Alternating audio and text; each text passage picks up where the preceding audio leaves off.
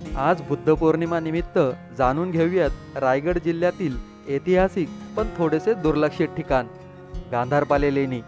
मुंबई गोवा महामार्गापासून जाताना महाडजवळ या लेणी सहजपणे दिसतात। पायथा ते लेणी असा पायऱ्यांचा मार्ग।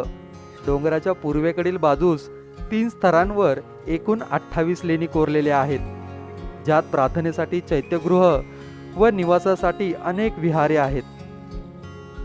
ही लेणी साधारण इसवी सन पूर्व 2ऱ्या ते इसवी सनाच्या 5व्या शतकात निर्माण केली गेली।